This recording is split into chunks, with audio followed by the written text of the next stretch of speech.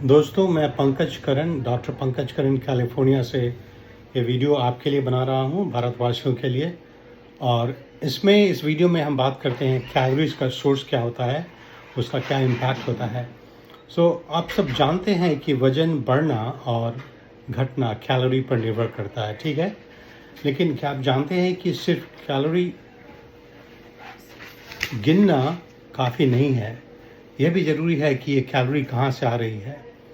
Carbohydrate से आ रही है, प्रोटीन से आ रही है और फैट से आ रही है। और यही फ़र्क तय करता है कि आपका मेटाबॉलिज्म तेज़ होगा या धीमा, आपको डायबिटीज़ का खतरा होगा या नहीं। हम आज इसे आसान भाषा और भारतीय खाने का उदाहरण देके आपको हम समझा देंगे।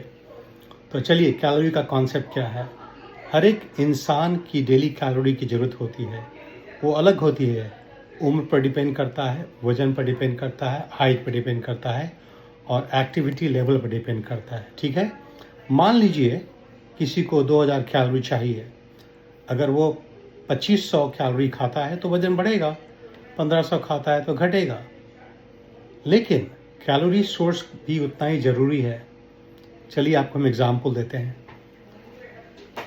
500 कैलोरी या रोटी से खाएं और चावल से खाएं, या 500 कैलोरी पनीर से खाएं और दाल से खाएं। दोनों कैलोरी बराबर है, लेकिन शरीर पर इसका असर बिल्कुल अलग है।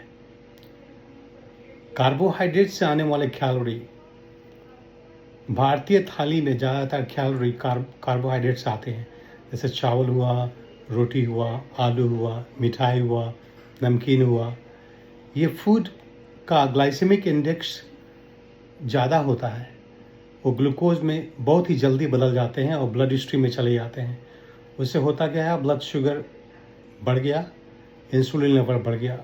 अगर बार बार ये इस तरह का डाइट खाएंगे तो बाडी को इंसुलिन सिक्रीट करने में थकान हो जाती है, और बाडी का जो इंसुलिन है डेवलप करता है, उसको बोलते हैं इंसुलिन रेसिस्टेंस। और इससे आपको प्री डायबिटीज़ का खतरा बढ़ता है। प्री डायबिटीज़ का खतरा बढ़ता है, इसका मतलब डायबिटीज़ का खतरा बढ़ता है। चलिए आपको एक एग्जांपल देते हैं। सफ़ेद चावल खा रहे हैं, साथ में आलू की सब्जी है, उसके बाद थोड़ा सा मिठाई भी खा रहे हैं। अब मान लीजिए 800 से 900 कैलोरी ज़्यादा कार्ब हुआ इसमें।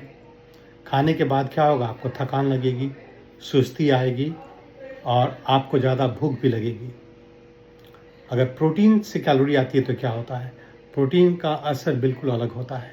स्लो डाइजेशन होता है, उसका ग्लाइसेमिक इंडेक्स कम होता है, पेट भरा हुआ लगता है, मसल रिपेयर होती है और मेटाबॉलिज्म तेज होता है। प्रोटीन से इंसुलिन बहुत ज़्यादा स्पाइक नहीं होता, इसलिए आपको क्रैशिंग नहीं होगा। आपको एग्जांपल देते हैं। आप दाल खाइए, पनीर भुर्जी खाइए, ग्रिल चिकन खाइए, सलाद खाइए, यहाँ भी आपको 800 से 900 कैलोरी मिल रहा है, लेकिन ज़्यादा प्रोटीन और ज़्यादा फैट है। क्या परिणाम होगा? रिज़ल्ट यही है कि लंबे समय तक पेट भरा रहेगा, शुगर स्टेबल रहेगी। फैट से आने वाली कैलोरी की बात करते हैं। फैट में सबसे ज़्यादा कैलोरी होता है, 1 ग्राम फैट में 9 कैलोरीज होता है। लेकिन अगर सही फैट है, जैसे घी, खाना बनाना है तो घी में खाना बनाइए, नारियल तेल में बनाइए, बादाम में बनाइए, अखरोट, उसमें अच्छा फैट होता है। मछली का तेल, मछली खाइए, वो हार्मोन बैलेंस करता है और दिमाग भी अच्छे होते हैं। प्रॉब्लम तब होती है कि लोग डीप फ्राइड फूड और ट्रांस फैट से ज़्यादा आता है, ठीक है। डीप फ्राइड फूड क्या हुआ, समोसा। समोसा तो काफ़ी लोग खाते हैं, रोज़ खाते हैं, बहुत लोग, हम जानते हैं कुछ लोगों को। ये टेस्टी है, तो लोग पकौड़ा खाते हैं, जलेबी खाते हैं। हाई फैट भी हुआ, हाई शुगर भी हुआ, तो ये तो ख़तरनाक कॉम्बिनेशन हो गया। अगर समोसा खाना है तो उसको आप टोस्टर में डाल दीजिए, उसको बेक कर दीजिए, छानना ज़रूरी नहीं है। हेल्दी फैट का सोर्स क्या होता है, घी हुआ, बादाम का तेल हुआ, मूंगफली का तेल हुआ और दाल हुआ। ये सब तो अच्छा सोर्स है कि नहीं। और आप ये सोचिए, कैलोरी और सोर्स दोनों का सही होना ज़रूरी है। अगर कोई 2000 कैलोरी खाना खाता है और ज़्यादा से ज़्यादा वो चावल खाता है, मिठाई खाता है, तब तो भाई प्रॉब्लम है। आपका पेट भी बढ़ेगा, आपका मोटापा भी बढ़ेगा, इंसुलिन रेसिस्टेंस होगा, वज़न बढ़ेगा। इसलिए 2000 कैलोरी बैलेंस वे में खाना चाहिए। 40% जो है आपका प्रोटीन होना चाहिए, 40% हेल्थी फैट होना चाहिए और 20% कार्ब होना चाहिए। ये मेरा अपना फार्मूला है और हमेशा हम पेशेंट पे इस्तेमाल करते हैं, काफ़ी सक्सेसफुल रहता है। इसमें क्या होगा आपको कि एक वज़न कंट्रोल रहेगा और मेटाबॉलिज्म भी स्ट्रांग होगा। 40% कैलोरी आपका ब्रेकफास्ट से होना चाहिए, 40% लंच से होना चाहिए और शाम का खाना जितना छोटा रहे, जितना कम रहे उतना अच्छा है। उसमें ज़्यादा वेजिटेबल खाइए, शाम में ग्रीन्स खाइए और साथ में सीड्स और नट्स खाइए और विनेगर का ड्रेसिंग कीजिए। मेरा तो फेवरेट ऑलिव विनेगर है, लेकिन कोई भी विनेगर चलेगा। और साथ में एक फर्मेंटेड फूड खाइए, थोड़ा सा दही खा लीजिए। सो एक कंपैरिजन करते हैं, 3 रोटी, आलू की सब्जी, साथ में मीठा, 700-800 कैलोरी, शुगर स्पाइक होगा।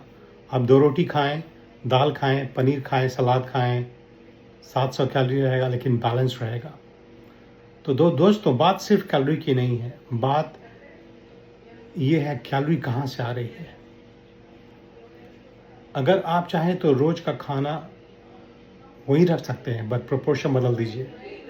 ज़्यादा दाल, ज़्यादा पनीर, ज़्यादा अंडा, ज़्यादा मछली, चिकन, थोड़ा सा हेल्थी फैट, घी का, मूंगफली का, बादाम का बना हुआ सिंपल सा कार्ब खाइए। मीठा नमकीन खा सकते हैं। तो यही तरीका है मेटाबॉलिज्म को स्ट्रॉन्ग रखने का और डायबिटीज़ से बचने का। रोज़ वॉक कीजिए, 45 मिनट, 30 से 45 मिनट वॉक करना बहुत ज़रूरी है। कैलोरीज मैटर करती है, लेकिन कैलोरीज का सोर्स क्या है वो भी बहुत मैटर करती है। तो आपको ये वीडियो पसंद आया, इसको लाइक कीजिए, शेयर कीजिए, अपने परिवार वालों से, दोस्तों से शेयर कीजिए और फिर हम दूसरे वीडियो में आपसे मुलाकात करते हैं। मेरा नाम पंकज करन है, हम कैलिफोर्निया में डॉक्टर हैं पिछले 30 सालों से, और फिर मुलाकात होगी। Thank you.